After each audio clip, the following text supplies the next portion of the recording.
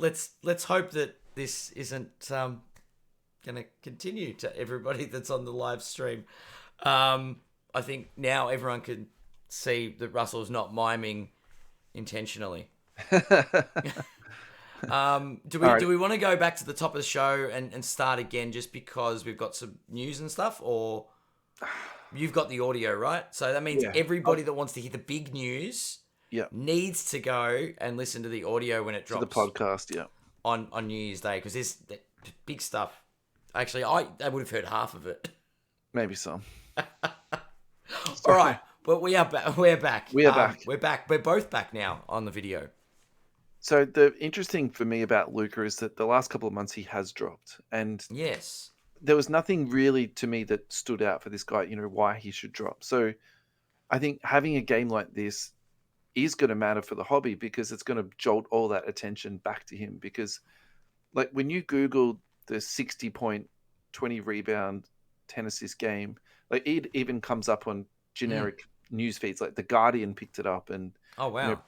newspapers from Australia did. So like it is a big deal, and I think for me, the really big stuff like the Zions, the Jordans, the Lukas. I think the reason why those guys are liquid per se, I think part of that is because of that sort of mainstream media that they do attract. So a game like that, this is the Fruja factor, isn't it? This is how it creates buzz and and things get done. So It's crazy. Like yeah. it's So what I want to go through a few of his cards and see how they're traveling because again, not all cards will be traveling in the same direction, and you do have to be mindful of that.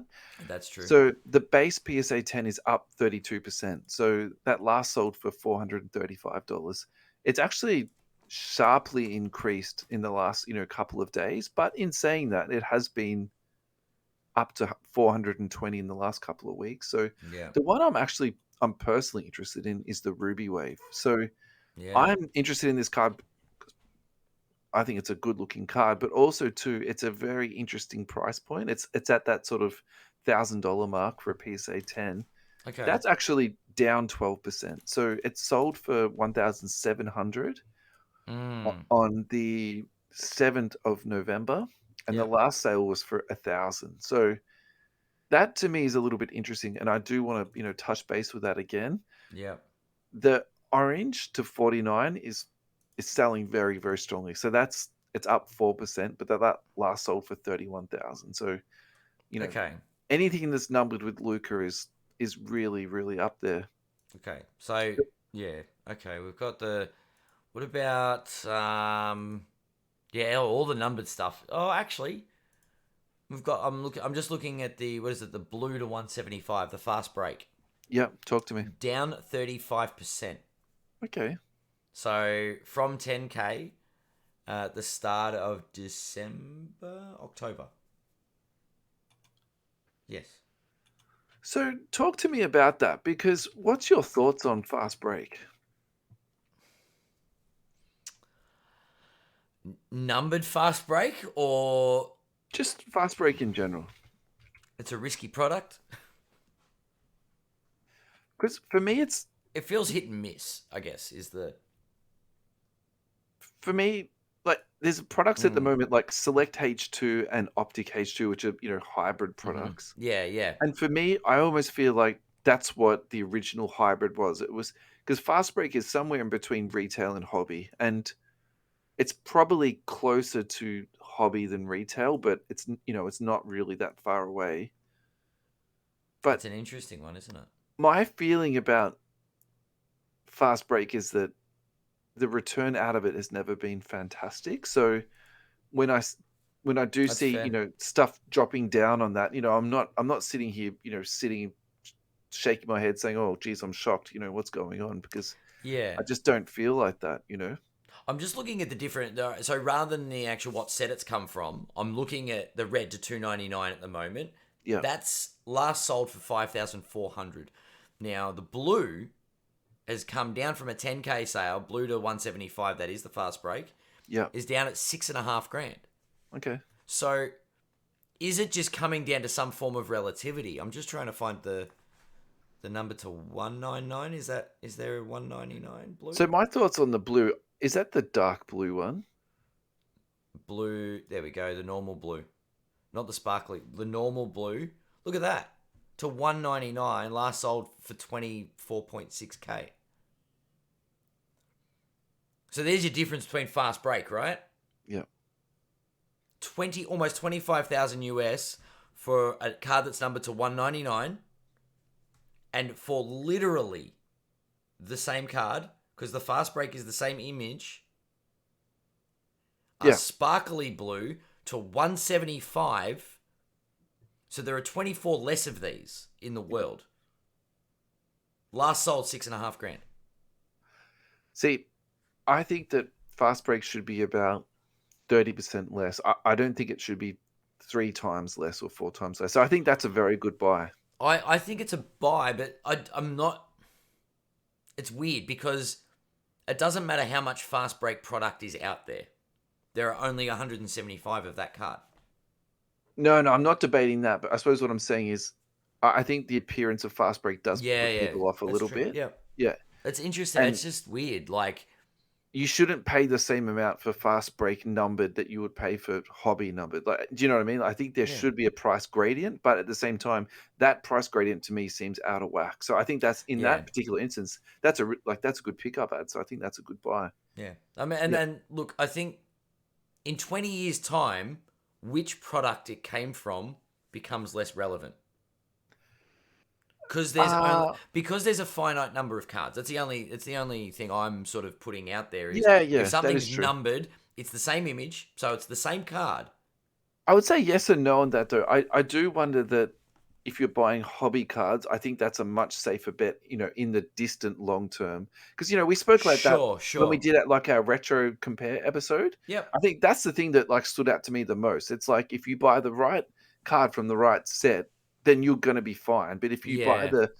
if you buy the optic instead of the prism, I think that's where, long term you can get, Mm, burnt quite significantly.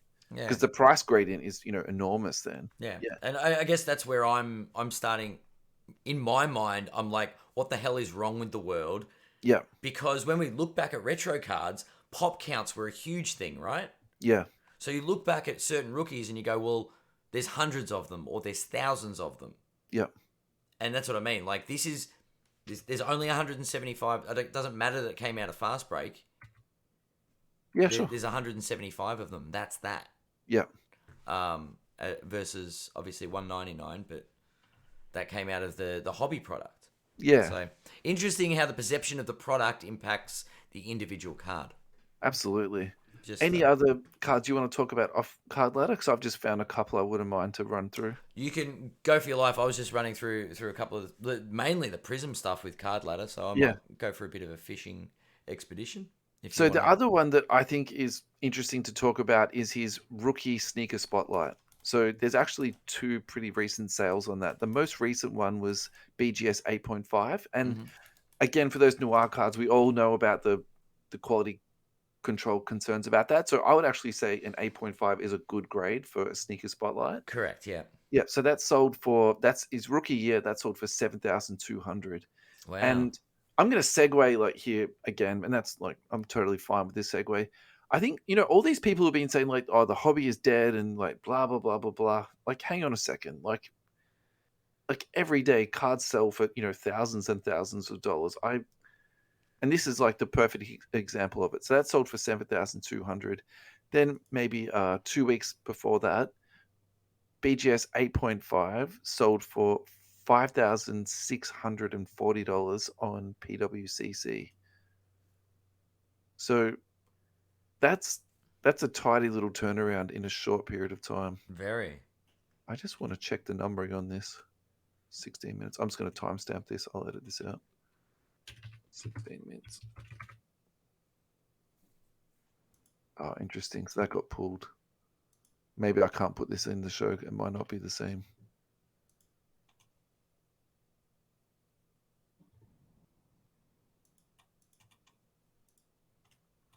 Because the listing's been taken down. Oh, has it? Yep. Okay. I can just say it's been taken down. And just find the next one. Ooh. Yeah, I'll do that. That's fine. And I've found one from Golden's. All right. All right. I'm looking through Luka's that I might want. So that eBay sale looks like it's been taken down. So we can include that or disregard it if we want to. And then looking further Mm, back through the listings, we've got another one sold on PWCC. This is PSA this time, and it looks like it's just been authenticated. That's sold for 6,600. yeah. One sold on Golden's 8.5 BGS for 7,500. Yeah. So that sort of seems to be the roundabout price on that, doesn't it? Sort of 6,600, It's got a 7,500. yeah. Yeah. Interesting. If you go Interesting back a little price bit point. further than that, 5,400 on PWCC, and then before that, 2,032. So actually, because before that there was wow. Okay, so there was one for 2,100, and then before that, Raw for 640. That Jeez. is an absolute steal. That was on October the 23rd. That's the thing, and we've talked about how Luka's been on the decline, and it's yeah, I don't know. There might be some bargains to be had. Yeah. I still So think he's a risky investment, even though he's putting up phenomenal stats. why do you think he's risky though? I still think he needs to win a championship. It's like investing in Giannis before Giannis won a chip. He hasn't even won an MVP yet. yeah. Like, he is phenomenal, don't get me wrong. But what happens So if in his your mind, career goes down the Charles Barkley trajectory?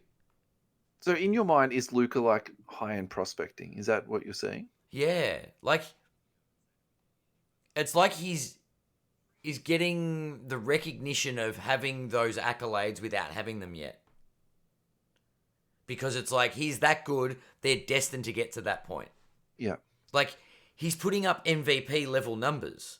At a very young age, like no one's done the things he's done at that This is yeah. age, right? Yep. And then the other thing to counter argue your Barkley comp, I think it's pretty fair to say that Luka looks after his body just a little bit better than Sir Charles did, right? All right, fair You'll enough. give me that, I don't know. surely. He sometimes he comes into the season looking a bit heavier than he should, but you're right, definitely better than Sir Charles. Yeah. I don't know. It's an interesting thing because a friend of mine the other day, he had a warm take, and I had to use the term a Luka warm take. That we're currently in the golden era of the NBA because you look at the number of superstars that are just phenomenal players. The league is insanely deep. Yeah, you're like, Yeah.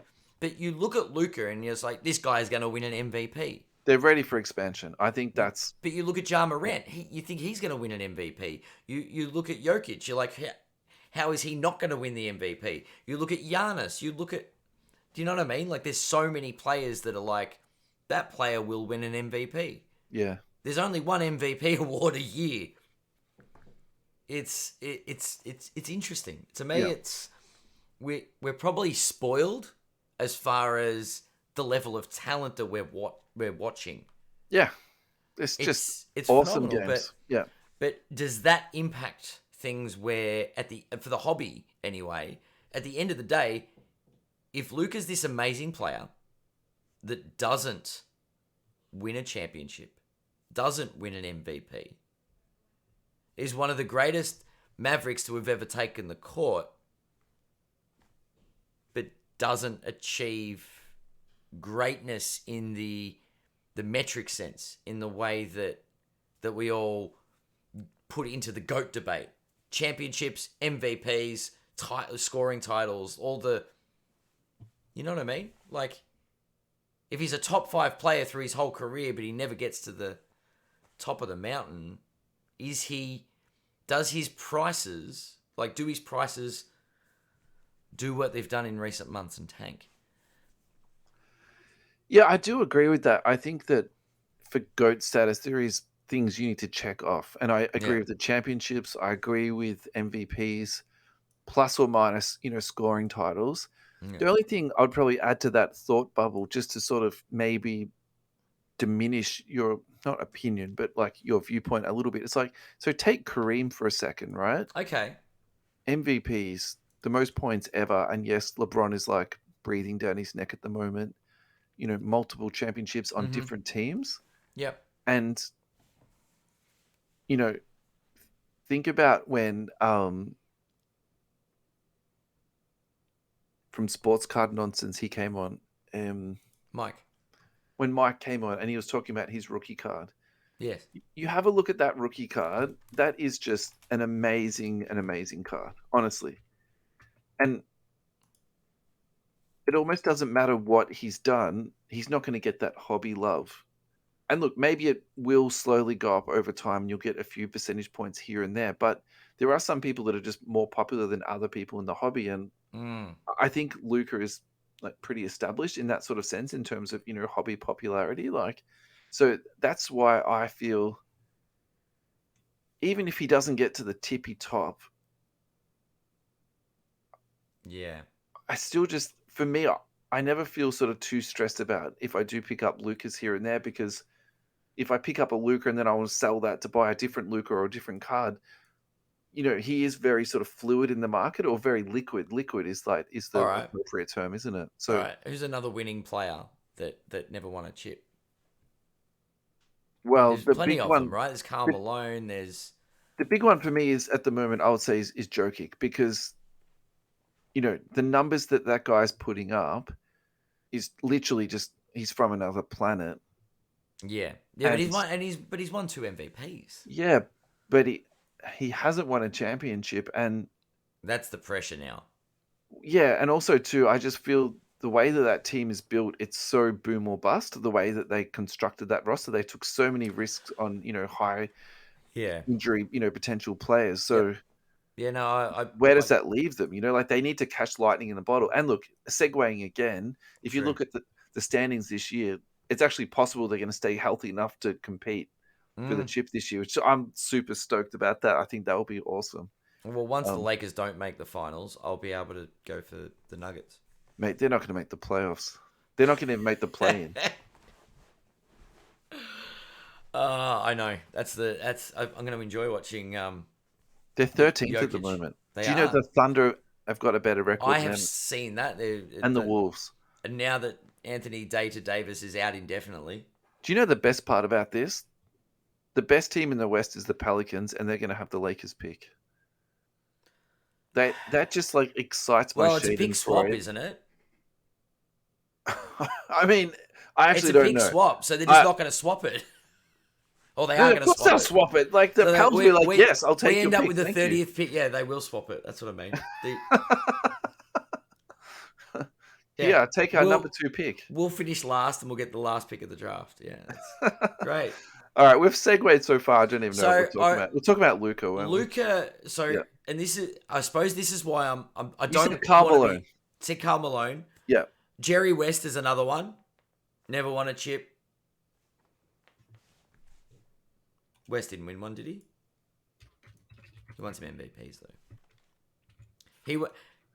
He did in 1972. He won the chip, did he? Yeah. I'll edit that out. Don't worry. Did he? Yeah.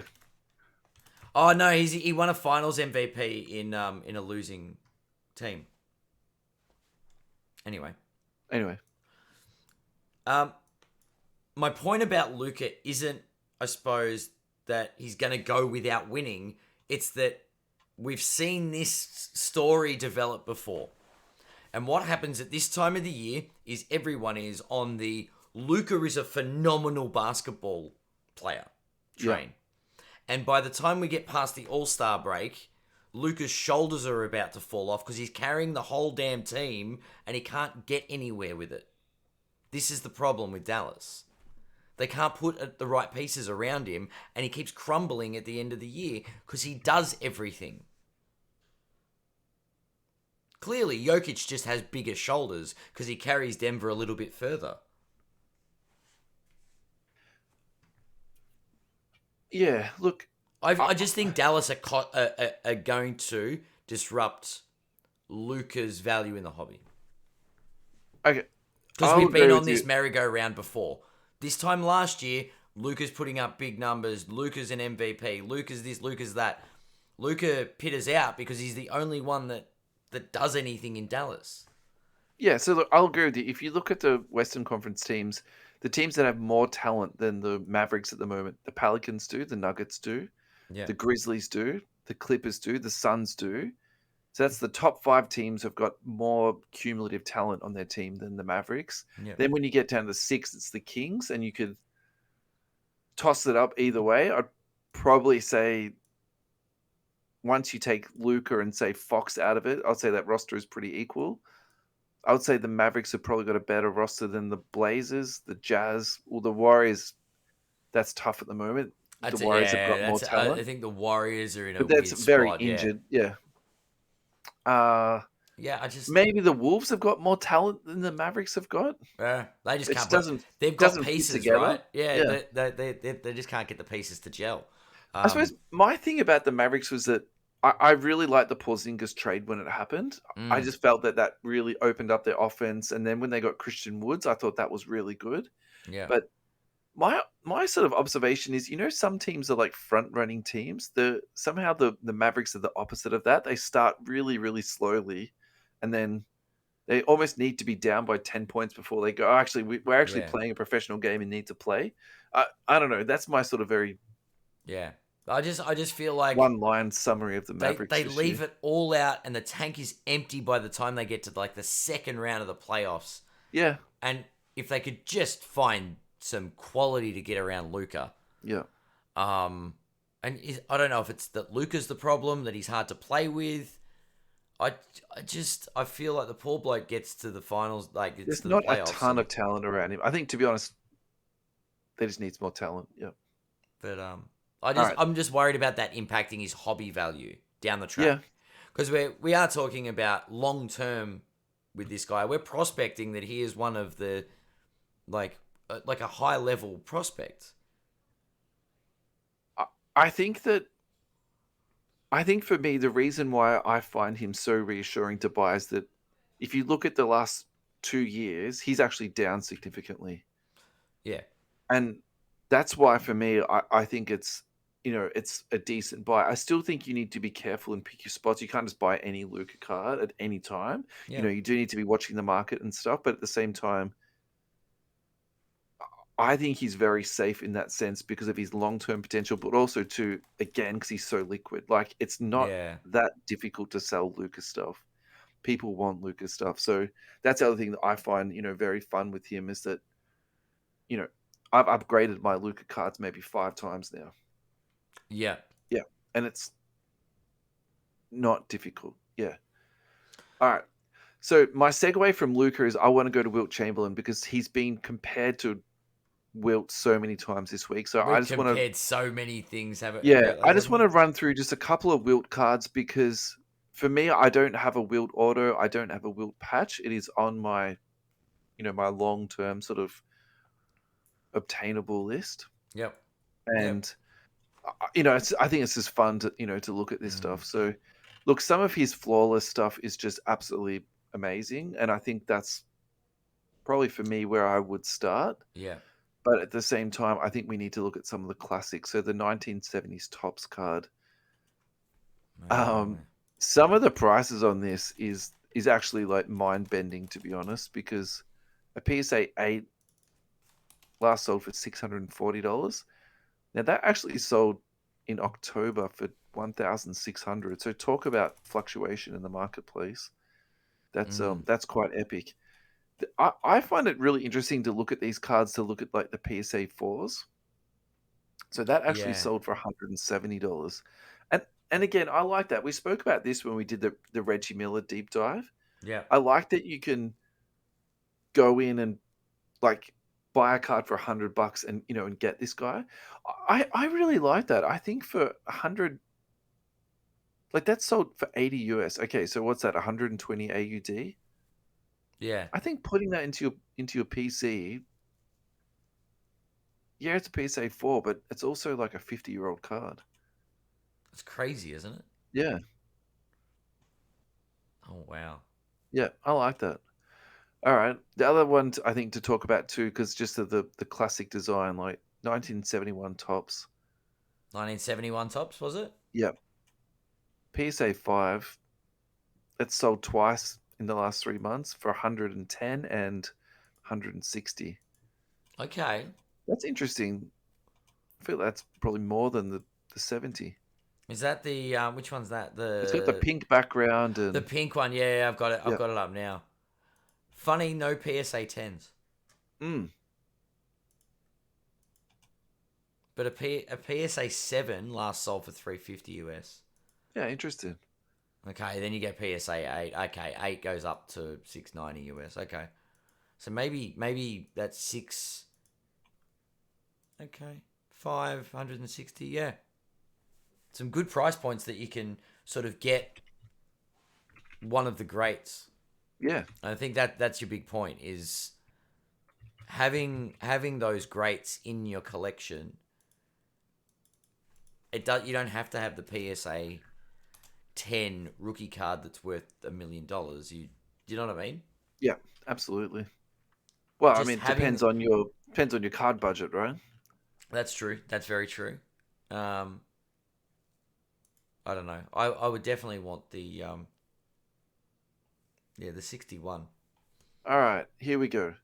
1991-92 Upper Deck Wilt Chamberlain Basketball Heroes on-card auto for the Philadelphia 76ers, Mm. AUD $296.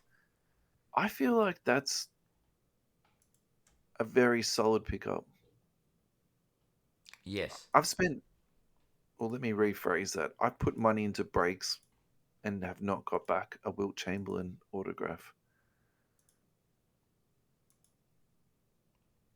Yeah. Is that reasonable to make a comparison like that? I think I it's think very it is. reasonable comp. Yeah. Yeah. Yeah. Yeah. Like Wilt's one of the greats. Yeah. Yep. And it's not the easiest of things to come by. But you talk about players like Wilt, you're talking about players like Bill Russell, you're talking about Kareem, you're talking about Dr. J. You know what I mean? Like Yeah. they're iconic. I suppose the difference to say, and I'm saying this, I'm trying to say this in the most tasteful way that I can. The difference between Wilt and Dr. J, though, is like Dr. J is still out there and signing, That's whereas true. Wilt is and will not be signing anymore. And I think True. that's for me the big one. Well, yeah, it's not like there's going to be a surprise set where And there's random yeah, more autos. Yeah, I yeah, get you. that's right. And I feel like also that sort of moves him up my to buy list just that little bit more because I just feel Yeah. like, Bill Russell, I felt like that with Bill Russell too. I was kind of, it did give me a little bit more of a sort of a sense of urgency, I suppose. Mm. Yeah. Yeah. All right. Let's keep me. Any last thoughts about Wilt, mate? Interesting comp on Luka. It's not so much a comp, but Nah, I just nah, I just felt like I'm this taking it. week Yeah. every single time that Luka game was brought up, it was like, Wilt Chamberlain was mentioned too. So I'm like, It was like Luka had dropped 100 yeah, points. Maybe that means rebounds are worth like 4 points. yeah. Yeah, there we go. So this is my current obsession at the moment is Cade Cunningham because we talked about this last week and I've not given it up basically. So Cade Cunningham, I've just been watching his prices move, and part of it is because I'm interested to see how low it's going to go, or where is the bottom. I'm trying to work that out. So the one that I've been looking at the most though is the Cade Cunningham downtown. So everyone at home, you can do this. If you go to 130point.com It's an /sales. interactive segment now. Yeah, you can do it at home, or even doing it when you're listening on replay. It'll all work the same. Cade Cunningham downtown, and downtown is 2 words, and just hit search on that. Go right down to the bottom of the page, and you'll see a sale for 10,000 USD. Sorry, I lied to you. 12,900 USD. If you then scroll back up to the top, you'll see the last couple of sales read like this: 1,600, 1,500, 1,852, 1,445. So for me, this is where it gets like So really, we're really going back to interesting. the 7th of November. Where's the date on that $12,000 sale? Yep. Sale date November 7, 2022. Oh, you're telling me that. Okay, Yep. yeah, sure. Yeah. So 12,900 Yeah. USD. And so 2 days later, someone thought they picked up an absolute steal. at 7,100, and it just drops from there. Yeah. So the way that my wife said this is, whoever bought it at $10,000 isn't looking so good at the moment. This is true. Whoever sold it for $12,000 is looking great. She's nothing but succinct, my wife. I'll definitely say that. So my feeling about this is a little bit like we talked about with Luka before, because he is down so much, and this is a premium prospect, and this is a premium card out of a premium set. These are the things that give me some reassurances that this is a good purchase. Now, in saying that, it's still 1,400 or 1,500 USDs. Like, we're not talking a small amount of money. The really interesting thing for me, though, is when you now go onto eBay, none of them are for auction. So people have pulled them. So that makes me think or feel that we are either at the bottom. So we've seen the bottom, 1,400. Yep. And from now, people will put them for, sale by best offer or, by private sale. So I still think that, if you're spending time into, trying to pick up cards at the right price, this is definitely something you should at least, look at. I think it's interesting. I think it's very interesting when a player is injured. Yep. How their hobby value moves. Yeah, well, I think the really good analogy for me is the stock market, where it goes up and down in real time. Cards are very much like that for me. It is, but whether that's a good analogy or not, it is. But you look at this flat out crash. There's nothing to that you. So the last sale was yesterday. Yeah. For 1,600. So there's a little bit of stability now, I guess, around that 1,600 US, 1,500, 1,800. Yeah, it's stability, but it's like you could almost say it's gone down by 10 times, right? It has, but but you're asking if that's the bottom. That it's okay. So it's found a price point there. So we don't think it's going to fall out anymore. Yeah. The question is, has something come out about his injury? Like, what's the driving factor that's actually got the card to stabilize, or to what would the best term be? I think at some point a card just becomes a bargain that you Yeah. can't walk past, and I think the downtowns, Yeah. they are an extremely collectible card, and also too, they're really hard cards to get. Yeah. Like, I was gonna say it's definitely if you not open an a easy card. case, you might get one. Mm. Like, actually, the way they've done the cases this year, it's not even a guarantee that you'll get one downtown per case. Yeah, So and that's the thing. Like a rare card like this, I can use my example, because I've made the decision. I definitely want to get. I've got a Cade to 199 that I was gonna sell. Yeah, let's talk about this. This is cool. I was gonna move it on, and the prices just went down and down and down and down. And I'm not giving it away. So instead, I'm going to send it off. So you don't want to auction it on eBay at the moment. You want to hold on to it. I want to hold on to it. So what I'm going to do is I'm going to send it off for grading. Yeah. I think it's gradable. It's probably 45, 55 centering. Yeah. Like I'm debating, but like I trust surfaces will be fine because it's literally pack fresh. You would know this. You pulled it. Yeah. But like, why would I sell it for next to nothing when the guy hasn't come back from injury?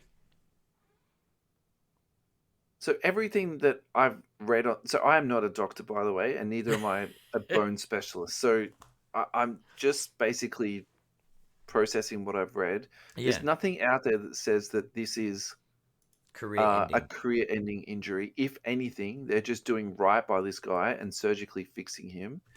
The other thing to keep in mind about bones is, remember what Paul George did to his leg?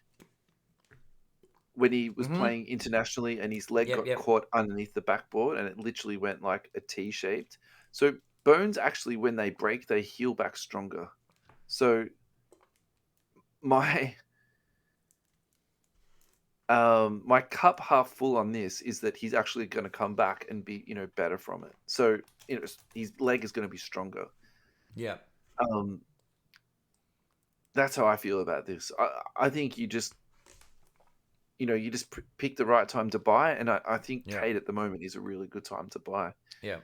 Well, I think the other thing is obviously PSA based on projected value of the card, so it's probably the best time for me to grade the damn thing. So, Yeah, sorry, I interrupted your not segue, your point. but the point about but This is sending it off now when he's yeah, at all time low yeah, seems like a really good time to get in and that bargain basement pricing from PSA. and grading prices have also flattened out. So you're in Yeah. some ways you're winning two ways. You're not paying those ridiculous prices that were on offer Yeah. 18 months ago. Yeah. Well, that's the thing. Like, if we were paying future prices on it, and he was selling for it was like 4K or something stupid because it's a PSA 10, Yeah. that's a bit of an upcharge, right? Yeah, look, but also too, you'd wear the upcharge. If it does come back at If it 10, comes back a 10, that's correct? delicious. Yeah, that's Yeah. fantastic. Yeah. So I'm gonna like go on my little mini rant again for these people that keep saying, how bad the hobby is. So I've found a few Cades that have sold recently. A Spectra to 10, PSA 9 sold for 510 USD this week. So, you know, I suppose you could argue that, both ways, couldn't you? You could say, oh, well, that should have sold for, 2,000, or you could, or my perspective is, well, that's still $750 that just sold for. Like, it's Yeah. not 750 cents that it just sold for. Like, I think Mm-hmm. that's a very strong price considering Yeah. everything that's happening. Yep. And again, the other thing that I actually take back from that too is I think PSA 9 is an excellent grade for Spectra. Again, those thick cards are just so hard to grade. Like I'm probably sounding like a bit of a broken record tonight, but Look, I think I that's still think PSA 9 gets a tough rap. You know what I mean? Like, people treat it like it's a raw card. it does in the sense that because there's so many cards that are being graded now, so you can be a Mm. bit picky. But with that, like, you know, low pop, tough stuff to grade, you do have to sort of factor that in a little bit differently. Yeah, for sure. For Yeah. sure. The other one I found is a National Treasures vertical RPA, and it is a beautiful patch in it. It's not game worn, obviously. That's numbered to 75. They sent it off to BGS, so that came back a 9. BGS can be a little bit more friendlier on thicker card grades. That sold for 4,500. Just to give you some, I suppose, relativity on that, the Josh Giddey sold for 10K not that long ago, numbered to 99. Wow. So you can say 4,500 is a lot, but you could also then say, well, the Giddey that Mm. sold for 10, that's big business. It's time and a place stuff, though, isn't it? Isn't it? Yeah, With cards like this, and we've talked about that, how it is like the stock market, yeah, and picking your time to buy or sell certain cards is very. You can miss a window very easily. yeah. Well, that's the other thing because it happens in such real time and doesn't Mm. happen so quickly. Yeah. Well, you talk about a player like literally breaking a leg.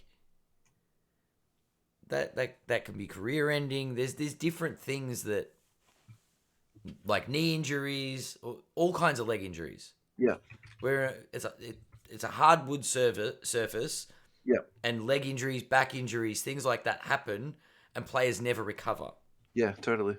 And that can be the difference between someone being an amazing prospect and just fading off into nothingness.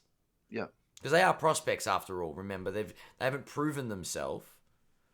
They So, they are prospects, but I think also to players like Cade and let's mm, even say Zion in the same sentence and Luka, yep. you know, I think these are very high end prospects, and I think there's the risk profile is somewhat less because of how good at basketball they are. you know, I think that's the most simplest way you can sort of Yep. spell it out. Yeah. Yep.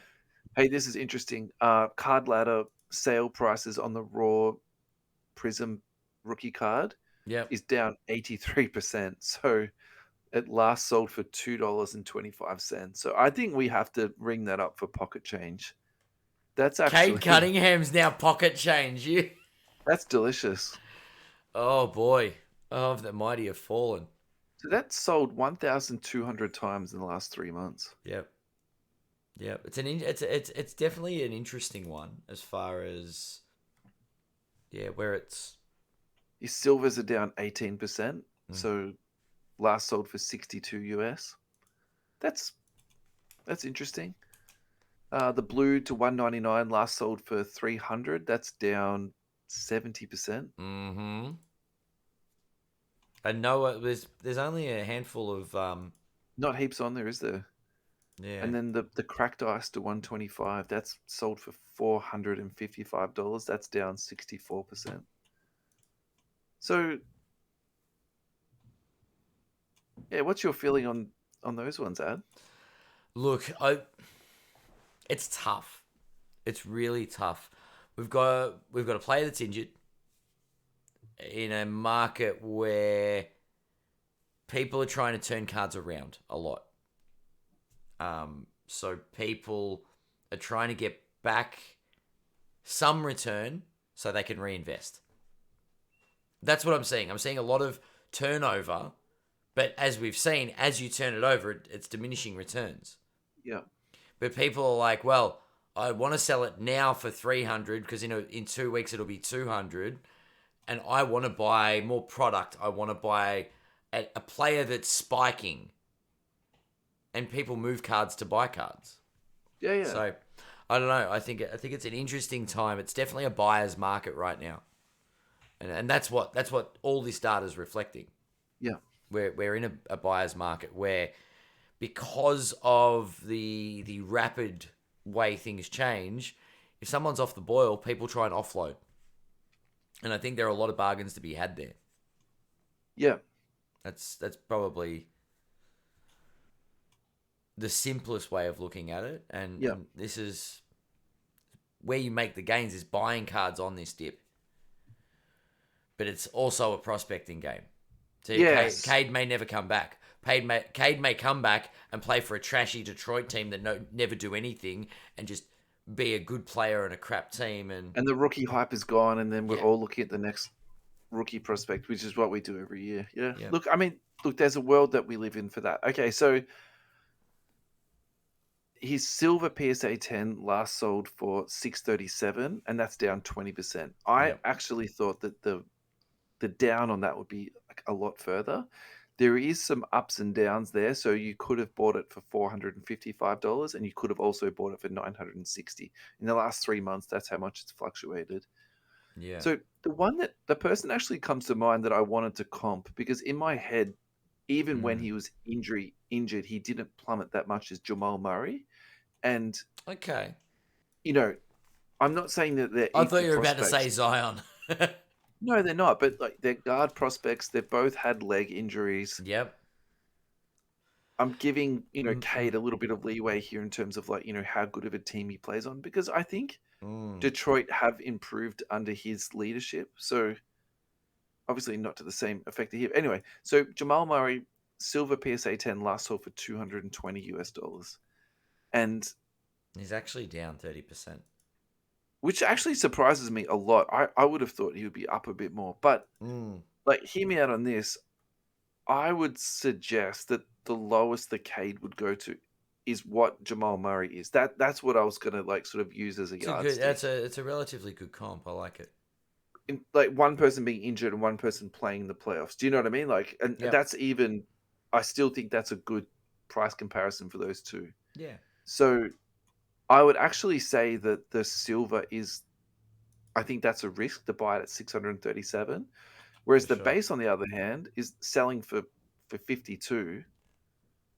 I don't see Mm. a world where that would not come back to $100 as a PSA 10 once he's back playing again. As long as he maintains some level of ability. Yeah.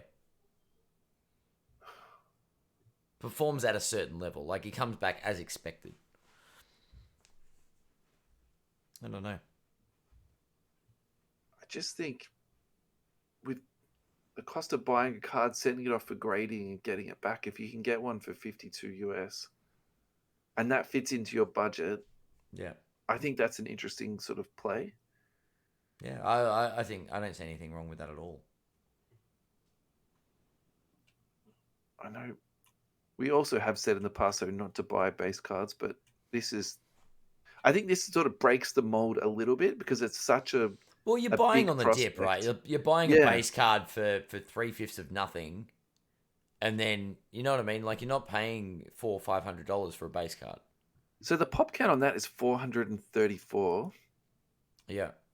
I want to look at see what LaMelo Ball is because that's the other sort of relative comparison too in terms of pop, I reckon. True. So the LaMelo Ball pop is 2,797. That's actually really interesting. So that's what five and a little bit times more LaMelos than Cade's. And in a way, I was actually expecting that LaMelo number to be lower because remember that during that time was when grading prices were so high. Yeah. It was almost like these people who are selling the LaMelo for $76 are making a loss. There's I- no way on earth. I cannot believe that they bought that card, graded it for at least $100 US. Yeah. And But then this is the thing about you pay people. your eBay fees, you know. But that's the other part. As I was saying, it's the return on investment. It's capital that's tied up.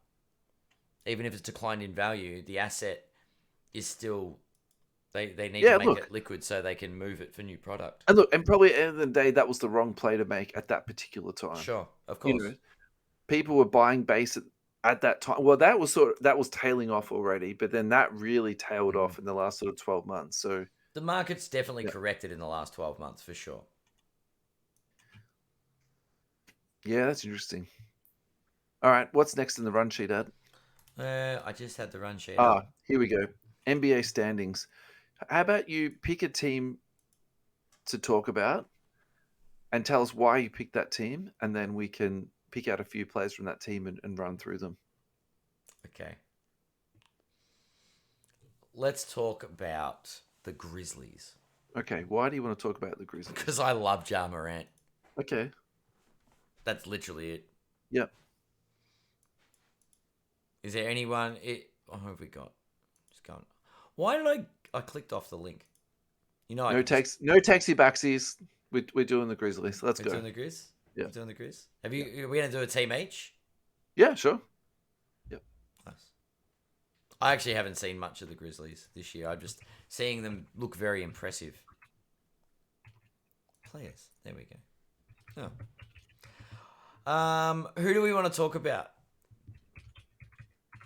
I do want to have a quick chat about Ja because it's Ja Morant. Yep. And I Ja's think awesome. I think we should talk about Ja.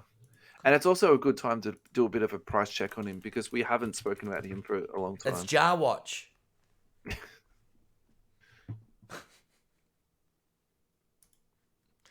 All right. Hey, do we need to almost have a new rule where instead of starting at the base PSA 10, we start at the silver because we want to start moving collectors away from bases? That's not a bad idea. I like that. All right. Let's start with the silver. Silver PSA 10 last sold for $899.50. That is actually down 17.5%. Why? Why on earth is he down? I don't understand it.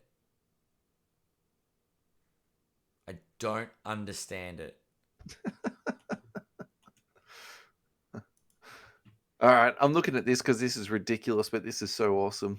The Fast Break Neon Green number to 5, Pop 2 PSA 10, last sold for $7,800. It's actually sold twice in the last 3 months. It sold for $9,600, so it's actually down quite a chop. And it's fast break, so no one wants it, right? Well, yeah, but still, it's number to 5. That's what you get exactly and right. The neon green is like ugly good, you know? It's quite a nice card. It seems pretty like it, I'm trying to get a closer look at it. Oh man, if that was a all right, so I'll put this back to you quickly. Talk to me. If it was Fox on that card, would you get it with the green? I would add it to my list, Yeah, but I would probably also say too, like some of that Fox stuff, even numbered to 25, it goes for a lot. yeah. Like I'm like, oh, you'll be I just like the surprised. green. No, I was thinking Yeah, purple and green. Um, purple and green. I'm a joke. I like the Joker. Okay, I'm a bit of a DC Comics buff. okay. But like, when you look at the player's uniform, it's light blue and the green. I'm like, it's a bit of a weird clash, but purple might look good. Yeah, okay. Yeah. Alrighty, Uh, so this is one of the orange to 49 last sold for 13K. okay. Do you know when that sale was though? It was back in October. Yeah, look, some of this lower numbered stuff doesn't get moved a ton. And there's a couple of good reasons for it. A, it's hard to come by. And B, the cash is serious money. So this is interesting. So the 199, which can be affordable, for some players, and also it looks so schmick, that sort of dark blue. Yeah. That last sold for 7,300. That is actually down 11% too. So Wow. I'm a bit perplexed by this because he's playing well. The Grizzlies are doing well, although he has been injured a little bit this year, hasn't he? Yeah, a little bit, but he's been in the MVP discussion. This is what I don't get. I think Jar is an injury risk though. Sure. He's already been in like, yeah, I don't know. He's that flashy player. Who's his comp?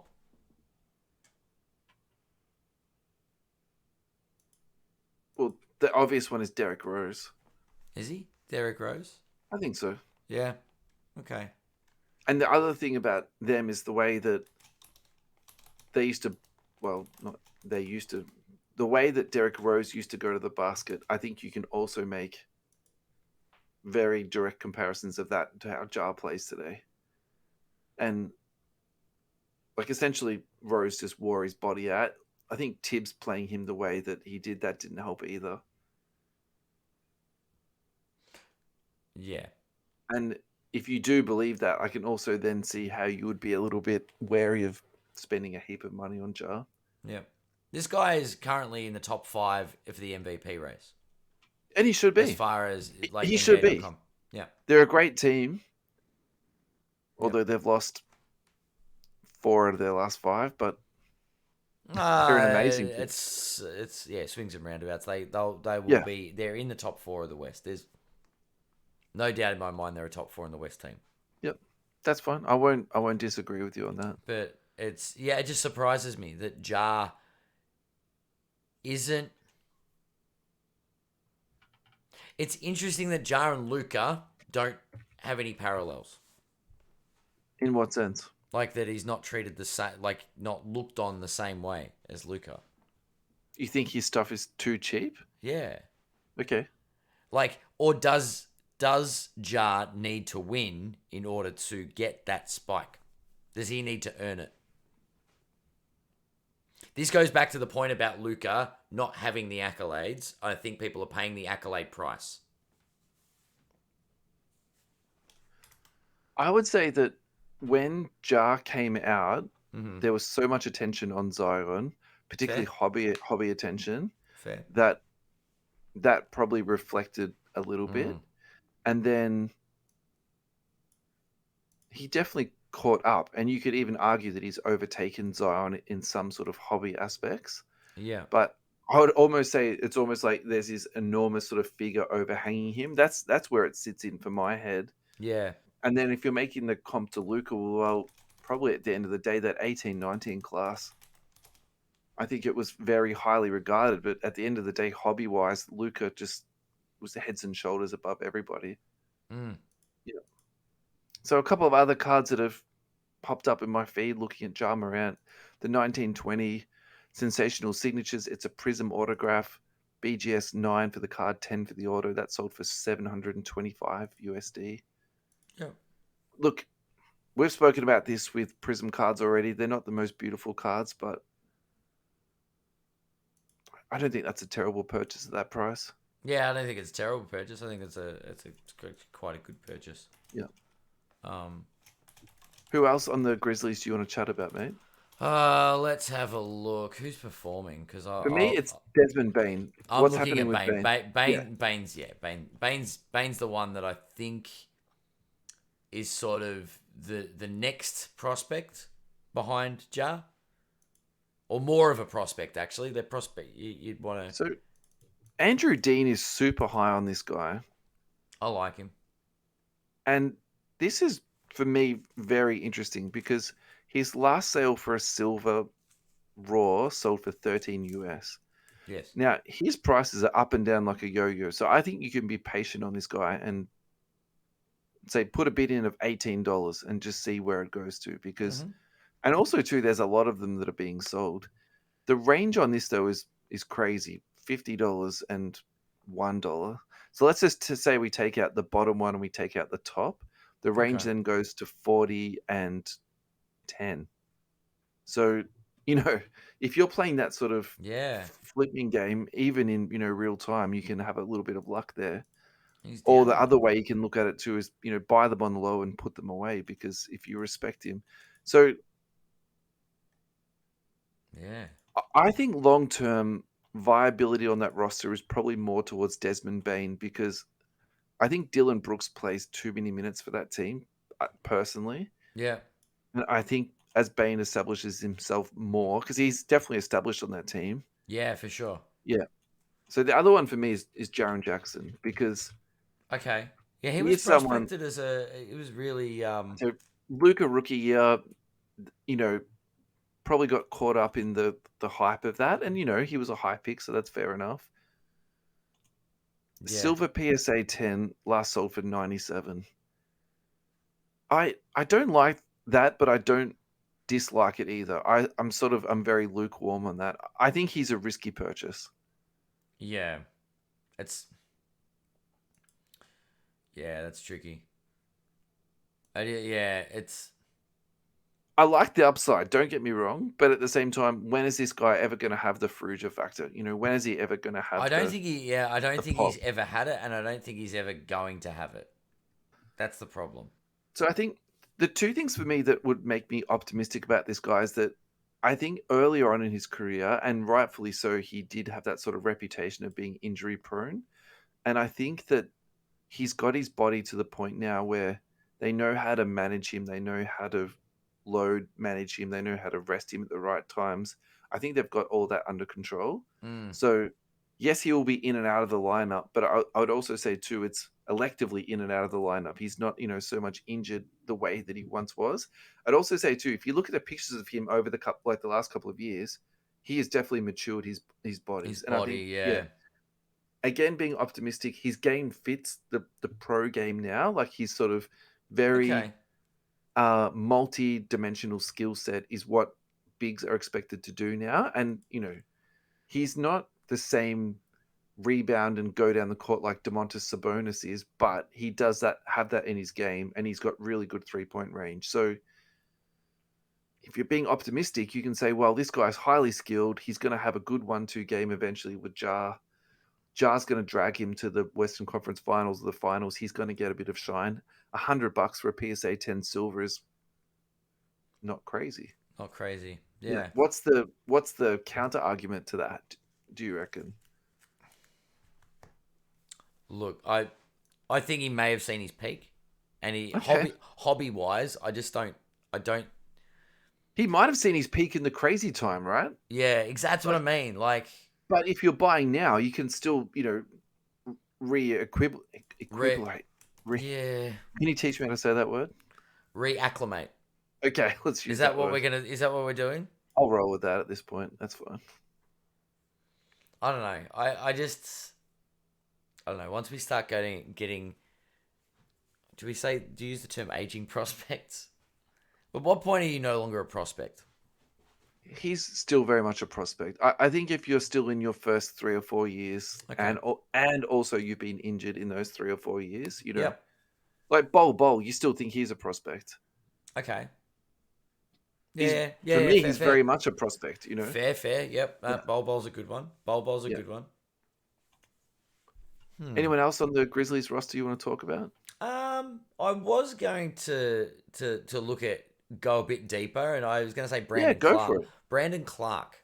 Do it. Do Three Brandon Clark. 3 years in, seems to be performing at a reasonable level this year in Memphis. He's a skilled big man who Yeah. can score when he's put into the right spots. Yep. If someone's creating for him and he's finishing, he's fantastic. Yeah. And Yeah. he's only been in the league a few years. I mean, let's have a look. I'm just trying to see if there's anything that's really. I don't want to look at base cards of players off the bench. So my problem with Brandon Clark is where does he sit on the pecking order? Yeah. And I'm looking at the fact that he's played in the league. He's only been in the league for 3 years. Is Memphis his finishing spot? Does he become a key factor here and make a name for himself elsewhere? Like where does he go? Is his time in Memphis going to elevate his status in the league? my feeling with Memphis is actually they like to bring people in and keep them for a long time. So Okay.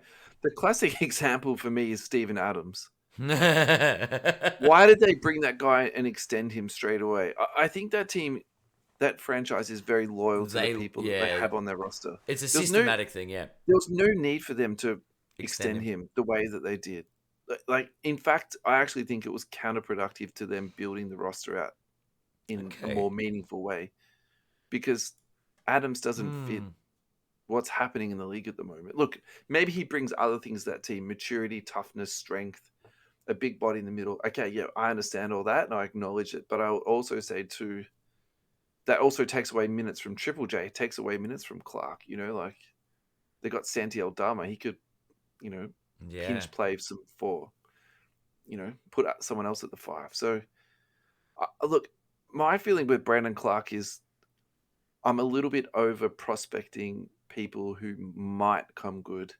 And I'm probably more interested Yeah. at the moment in prospecting guys like Cade Cunningham, where Okay. you're buying Cade on the low for different reasons other than skill. And same as Luka. Like Luka in the I like that, offseason, yeah. like I was really happy to pick up some of the stuff I bought of Luka in the offseason because for me, there was no reason this guy dropped.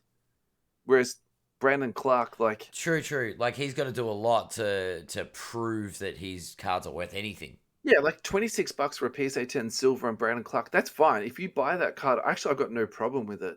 Yeah. But what's the ceiling of that card? Well, nothing compared to Triple J, maybe, and nothing compared to Luka. You know what I mean? So Compared to, yep. That's where I'm sitting with that at the moment. I'm like, I've That's got actually, it. Look, that's good. That's a very good point. That's a very good point. Is where's the ceiling? If this guy explodes, where's the ceiling?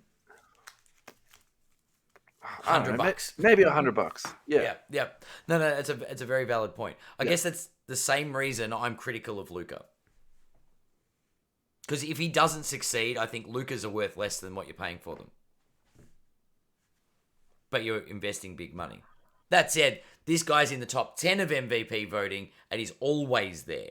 It's a different argument. Well, Luka's going to be top 2 in MVP voting this year, like I suspect. Yeah. I think it's going to come down to him and Joker this year. You really think it'll be Luka and Joker? Well, okay, I've got Jar. I've got Tatum. I don't think KD will be in there for long. Zion's making a push. Well, I think... Okay, so you've just named a few guys. So I think... There's someone I haven't named yet. I think it's Giannis. Well, Giannis is minutes restricted. Ja Morant plays on a team that is probably a better overall team around Ja. See, I think last year when Ja was out for 10 or 15 games and they went on that massive winning streak, in some ways, actually, I think that hurt him. Sure. And I know that you shouldn't be thinking about things from last season. Individual performance-wise, yeah, no, that makes sense. Yeah. So that addresses Ja. I've addressed Giannis. I don't think you... Tatum. Tatum's on a very good team and he's got a lot around him, I think that actually negatively affects his MVP. Okay. And Okay. the numbers that Joker's putting up and also their team performance, like the Nuggets are 22-12 at the moment. They're the second best record in the West, so that would put them the Yeah. third best record overall. Like that's, I think that has to put him into the top two. Yeah. Yeah. That's fair. It's All right, so interesting. the team that I want to talk about is the Nuggets. So this is the perfect segue. I like it. I And like I it. think there's actually a lot to talk about with the Nuggets. And the reason there's a lot to talk about is because you've got Joker to talk about, which is, what we were just doing. But the other thing you've got to talk about too is the other guys that sort of sit in the peripheries, because the Nugget front office, I actually think, have done a really amazing job with hitting in the draft at the spot they've drafted at. So what I mean by that is Bones Highland. I think Michael Porter Jr. has come good. I think Jamal Murray was a really good pick. And so, you know, hobby wise, where do these guys, sort of play out? And I think it's worth talking about. I also think we should check back in with Michael Porter Jr. because remember what he used to sell for, and then he absolutely tanked because Yes. he was badly injured too, and now he's made a comeback this year, and he looks pretty good. And the other thing I would say about him too is I think his game's actually matured a little bit too, because I think he was very one dimensional. He was very much just like, oh God, okay, well Mm. this is not what I was expecting to see. So sorry, I just pulled up his prices. That's what I got interrupted then. Look, I was saying last year I think he was very one dimensional. He was just a scorer. Now I actually think he's a bit more of a basketball player, and he's making a bit more basketball player reads, passing, Yep. scoring. He's actually setting screens now and cutting and doing just a few more He's sort of doing the right things as far yeah. as a teammate goes. Yeah, for sure. Yeah, and I suppose playing with Joker who can pass you the ball, like that really helps a lot. All right. Yeah. So I don't have the 12-month data on this, and I actually wish I did. I wish I had a premium card ladder We account. need to get Card onto ladder. those guys because I reckon Card Ladder would If you are listening, card ladder, we would really like a we- premium account. we'd Alrighty. love it so So we can go through the data. Let's do in it. the last 3 months, he's down 49%. So I'm putting this at an A plus buy. He last sold for $96 It's under USD 100 USD. for a PSA 10. Okay, so the reason I put this as an A plus buy, this guy has the Fruja factor. He's down. Does he still have the Fruja factor though? Yeah, he does. Some people Okay. have it and they Okay. never lose it. And I put Porter into that. Nice. I would also say too, now I'm guessing these numbers, but I would say he sold for at least 600 USD, if not more, on his silver PSA 10 at one point. So essentially okay, let's just say he's down 4 times. I'm being conservative now. There's no reason he wasn't down 4 times. And then I actually think this year Denver is really well placed to make a deep run. So hear me out on this. So the Pelicans are on top, and they could be one injury away for being an easy outing for someone in the playoffs. Mm-hmm. The Grizzlies, I think, are still finding their feet, and I think team wise are at least 1 or 2 years behind the Nuggets. Mm-hmm. The Clippers, with their load management of Kawhi and Paul George, okay, yes, they've got a good team, and I think they've done Yep. well to get the record they have. I still don't think they're a formidable opponent in the playoffs. Fair call. The Suns, I really love the Suns, but in saying that, they haven't been great this year. I think the Kings, as much as the bias I have, um, For the I yeah. I think they're going to be first rounded out this year. The Mavericks could be problematic for the Nuggets, but at the same time, I probably think the Nuggets will outlast them. I feel I like think Jokic's shoulders are stronger than Luka's. I've said I that. think the Nuggets Yeah. will outlast the Blazers and the Jazz. Yeah. And I would also say the Warriors are a bit soft at the moment and potentially could be soft going to the playoffs. So there's a place in my heart that says the Nuggets will go to the finals this year. And I'm very excited about this. Like I love that team. The This other is thing their I'd say, window. This is definitely their window. they're playoff tested and they're battle hardened and they've been together. Like this nucleus has been together for a very long time. And there's not Yeah. that many sort of teams that can proclaim that.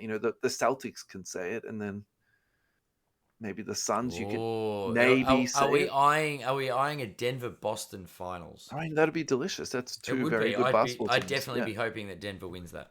So in saying all of that, I'm applying that back to Michael Porter Jr.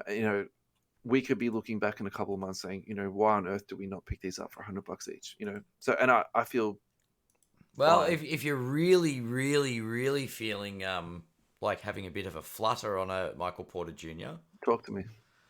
red to $2.99, last sold for $157.52. Yeah, look, and that's again, if That's that fits your budget and your price point, that's pretty awesome. yeah. Yeah. Like I was looking at the blue, and the blue's still around the $480 mark. Yeah. It's on the slide as well. Yeah. So it was up near $1,000 3 months ago.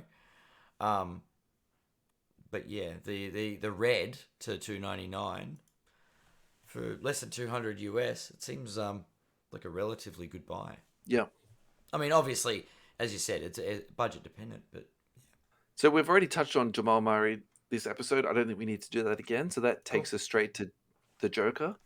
So he's up 15%. And I'm almost like doing a sort of a hallelujah, praise the Lord.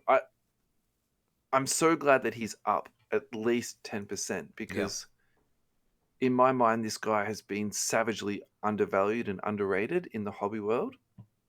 Yeah. So his last sales are 2,400, 2,410, 2,700, 1,830, and 2,100. So there is some flex there from 1,800 to 2,700, but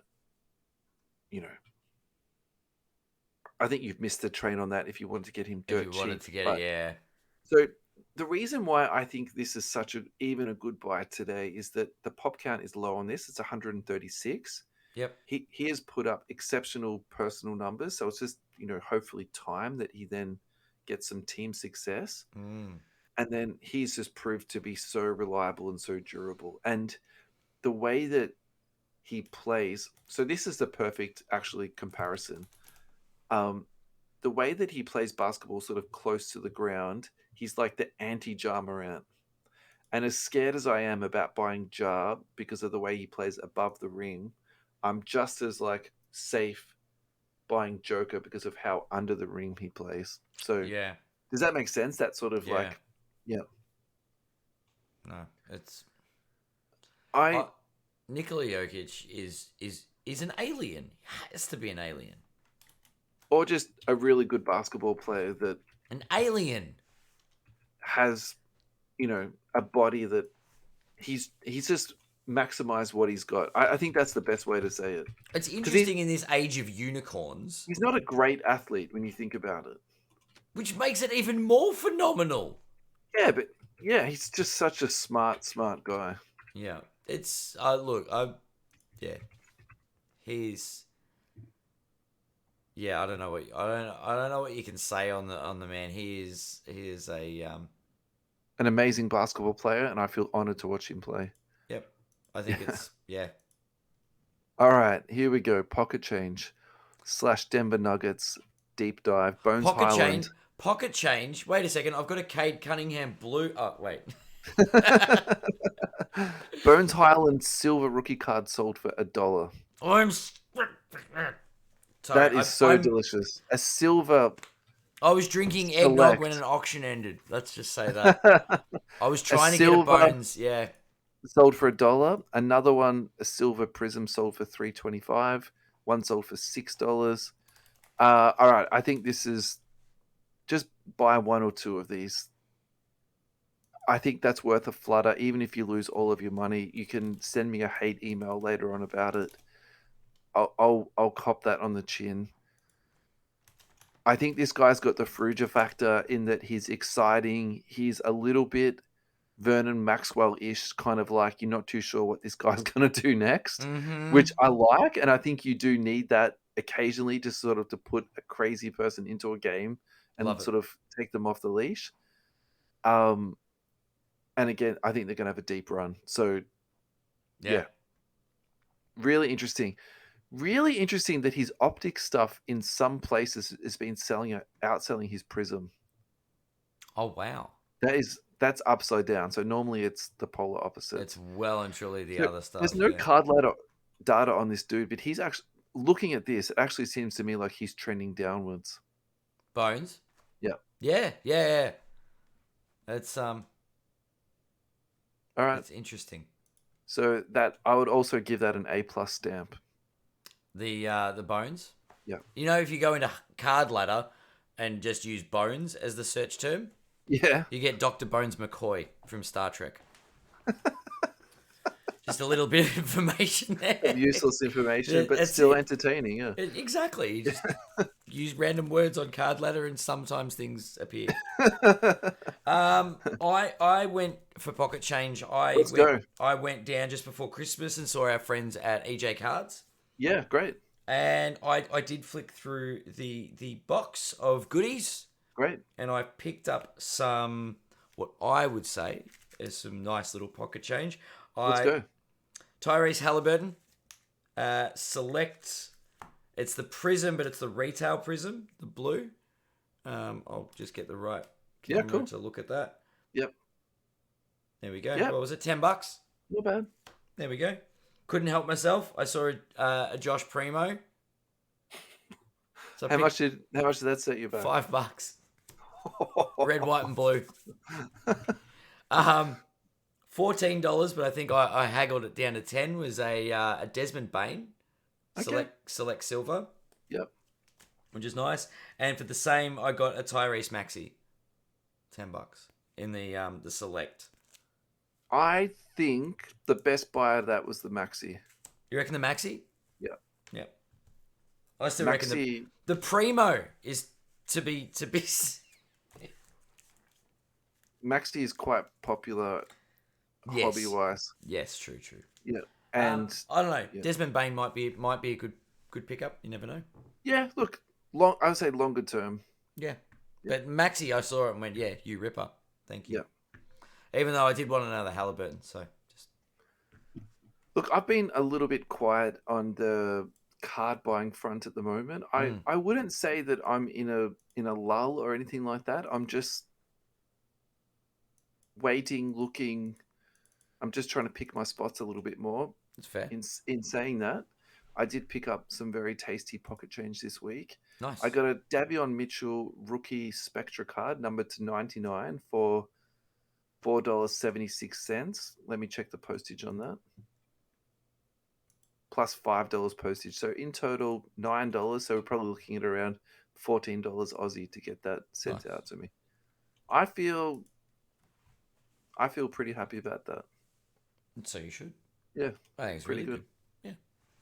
Alrighty, I just want to finish off the show with two random cards just to talk about, just because it's fun to talk about cards. And I want to start talking more about older cards, and I want to just talk about random cards. So, and how have you discovered these random cards? This is from the Card Ladder Index. So I just scrolled through that to see what's going up, what's going down. So 1970s tops Pete Maravich PSA 8 is up 147%. So what is the point about talking about this? Well, it's sort of, for me, it teaches two lessons. One is that all cards can go up at any time. So if you're buying the right card at the right price, if something happens for whatever that thing is, it can spike. So, and I think we've spoken about this in the past with Jordan inserts, where your opinion was that at some point they're all going to go up. So if you're buying them at the right price point, you'll do well. Yeah. I think some of this retro stuff fits into that same sort of thing too. So yeah, that sold for 5,200 recently. It is on average sold in that price period is 2,100. So that's for me a really interesting one to look at. And the other one to talk about, which I am surprised that I'm interested to talk about this, but I'm going to talk about it anyway, is the 84-85 star card. And Michael Jordan, the inverted commas rookie? Well, yeah, I think this is where the controversy came from, is that it was traditionally considered that the Fleer was the rookie card. And then, so my tinfoil hat wearing conspiracy theory about this is that the reason why the powers that be pushed this through as because originally it wasn't considered basically a card or a card that should be traded. But then when PSA decided that they would grade it, they could also make money off it. And then when the people that own Card Ladder and also PSA is the same person, so then they would also aggregate it onto their Card Ladder, and then they can make money off it that way too. So I know that's a very pessimistic viewpoint, but what's the story with the Star card? Is it because the Star product was not unlicensed? Is it unlicensed? it's unlicensed, yeah. Okay, it's an It's such a because there's different licensing issues. Once again, using the inverted commas, but it's I don't know. It's a 1984-85 card and it's got Michael Jordan on it, right?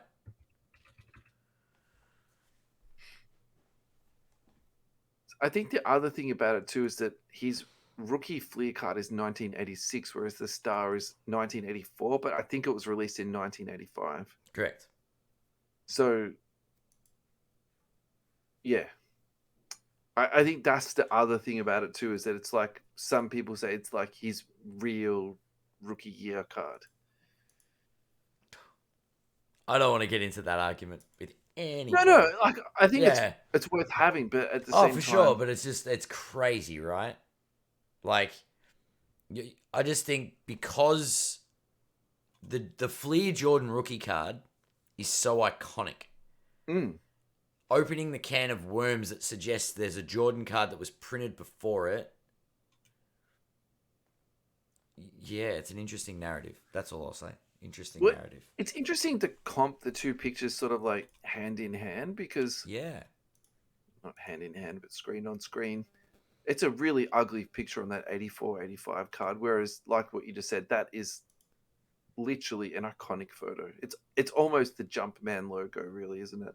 It's not like it's the card when people talk about collecting. And the thing that I've really liked about the last couple of years with the photography they've put into Prism, the big dogs, they've put a lot of effort into getting those pictures right. Look, some of them I can tell they were like, what's the stock photo of this player on the floor? Yep, that will do. We'll chuck that in. But, you know, the LeBrons, the Zions, the Lukas, like they're actually beautiful pieces of photography. I would put that 86 Fleer Jordan card to be in that same sort of thing. Yeah. We've segued so hard here. So back to the 84 Star. The other card we were talking about. Yeah. It's up 16%. This is the really interesting thing for me. So BGS 8 last sold for $22,000.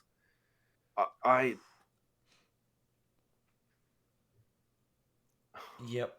I don't want to say this in like a negative way. I think that's such a terrible purchase. So it's not an auto buy. It's not a snap buy. So you can get a PSA 8 of the 86 Fleer. It's currently selling for $6,400. Yeah. Like, I'm actually sitting here scratching my head. For people who listen to the podcast at the moment, if you can't hear it, Russell is scratching his head. I am, and I'm scratching it like furiously. Yeah, it is a bit confusing. Yeah, but this is the thing, right? Even I think whoever paid that for it has got burnt, frankly. So, the last sold price for the PSA 9 version of the Star card? No. We're talking about Fleer? Yeah, so the Fleer one is the PSA 9 last sold for 17.3K. That's crazy town, isn't it? Why would you get? So, I think a BGS 8. So I think the people who have bought the Star card are essentially prospecting on this card. Yeah. To say that this is the genuine. Eventually, it's going to be considered the rookie card. There's no way on earth that the 86 Fleer is not the card. Yeah, I agree with that too. I think some things in the hobby just are what they are, and you can't try and outsmart it. This is like me loading up on Select, thinking that one day the market's going to catch up and everyone's going to come around that Select is the better product. It doesn't matter. Like, the fact is Prism is king, and then it doesn't matter if they look worse. Prism is king. Even if I pumped it up on the podcast every week and, I don't know, we did some type of advertisement campaign, it doesn't matter. Prism is king. I would say the same thing about this. Fleer is king, and this star card. You can say what you want about it, right? Yeah. It doesn't matter. Michael Jordan could come out and say, no, this is my genuine rookie card. Yeah. And the rest of the world would say, no, Michael, you're wrong. I mean, yeah, not his inner circle of... Yes, could you imagine that? One day, Michael Jordan tweets, the star card is the real rookie card. No, Michael, you are wrong. Is Michael Jordan on Twitter? I couldn't imagine that's something that he would... Day one. He's just going to create a Twitter account and get verified straight away. I should know this. I really should know if Jordan has a Twitter account or not.